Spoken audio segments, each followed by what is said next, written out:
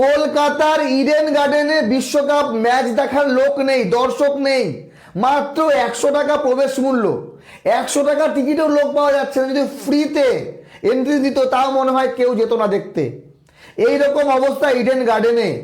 গত ম্যাচ হলো West Indies Scotland, সেখানেও দর্শক নেই। আজকে তো হাজার লোক নেই, হাজার। মানে স্কটল্যান্ড এবং ইতালির ম্যাচ চলছে, স্কটল্যান্ড ভালো ব্যাটিং করেছে, 207 রান। আমরা টিভিতেই দেখছি, আমরা মাঠে গিয়ে দেখবো কি করে?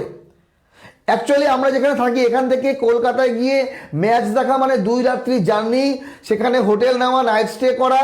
ম্যাচের টিকিট 100 টাকা, কিন্তু যাওয়া আসা থাকা খাওয়ার খরচাই 5,000-এর ওপরে। যদি ইন্ডিয়ার কোনো ম্যাচ থাকতো তাহলে তো টিকিট পাওয়া যেত না, এটা বাস্তব। ওয়ানডে বিশ্বকাপে বেশ কয়েকটা ম্যাচ টিকিট পাওয়া যায়নি, ব্ল্যাকে বিক্রি হয়েছে। কিন্তু এই বিশ্বকাপে কি এমন হলো? বাংলাদেশের 3টি ম্যাচ রাখা হয়েছিল কারণ দর্শক। নেপালের ম্যাচ রাখা হয়েছে দিল্লিতে। আর নেপালের ম্যাচে আমরা গতকাল দেখলাম যে হিসেবে দর্শক ছিল ইংল্যান্ড এবং নেপালের ম্যাচে, মনে হচ্ছিল ইন্ডিয়া খেলছে, এত ভিড়। নেপালের দর্শকদের দেখেন ক্রিকেট দেখতে আসা ভারতে খুব সুবিধা, না পাসপোর্ট লাগে না ভিসা লাগে, শুধু গাড়ি ভাড়া। যেমন আমরা নর্মাল ভারতীয় নাগরিক, সেই রকমই নেপালের মানুষজন আসতে পারে ভারতে। তো তারা আসবে স্বাভাবিক, কিন্তু কলকাতার যে দুর্দশা।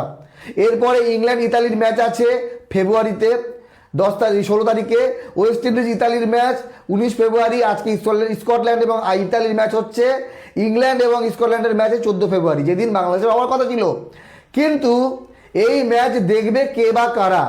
আমরা দেখছি, লাইভ দেখছি, শুধু দেখছি ম্যাচ, আর দেখছি 3জন কমেন্টেটর, মোহাম্মদ ক্যাব, বরুণ অ্যারন এবং প্রজ্ঞান ওঝা। এই 3জন মিলে বগর বগর করছে, ব্যাস এইটুকু বিশ্বকাপ। কোনো আনন্দ নেই, কোনো উদযাপনা নেই, ব্যাস। আমি মনে করি যে আইসিসিকে আরও ভালোভাবে গ্রুপ ঠিক করতে লাগতো। ভারতের 4টি ম্যাচ কমসে কম হতে হতো ভারতে, তাহলে আমরা একটি ম্যাচ পেতাম। শ্রীলঙ্কায় যেতে হচ্ছে ভারতকে পাকিস্তানের সঙ্গে, পাকিস্তানকে যদি গ্রুপ থেকে বাদ দিত তাহলে ভারত সব ম্যাচগুলো খেলতে হচ্ছে গিয়ে ইন্ডিয়াতে। একটা ম্যাচে আমরা পেলাম না। কলকাতায় সুপার 8-এ একটা ম্যাচ আছে, 12তম ম্যাচ, জানি না সেটা পাবো কি না। ইন্ডিয়ার ম্যাচ, অন্য কারো ম্যাচও হতে পারে। আশা করি ইন্ডিয়ারই ম্যাচ হবে ইডেন গার্ডেনে। তবে নেপালের এবং ইতালির ম্যাচের মূল্য 400 টাকা। নেপাল এবং ওয়েস্ট ইন্ডিজের ম্যাচের টিকিট মূল্য 400 টাকা।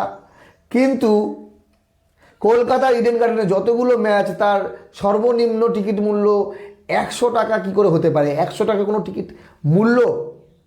আপনাদের মতামত জানাবেন।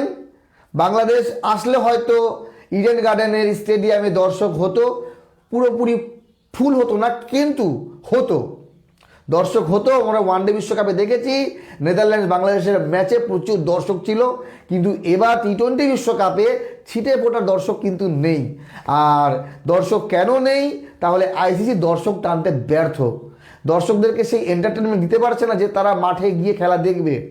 আর এই ইডেন গার্ডেনে পশ্চিমবঙ্গ, উড়িষ্যা, ঝাড়খণ্ড, বিহার, আসাম, ত্রিপুরা, এইগুলো সব রাজ্যের মানুষ কিন্তু বিশ্বকাপ ম্যাচ দেখতে সেখানে আসতে পারে। কারণ এখানে একটারও ইন্ডিয়ার ম্যাচ দেয়নি। কেন দেয়নি এটা নিয়েও কিন্তু প্রশ্ন ওঠানো উচিত।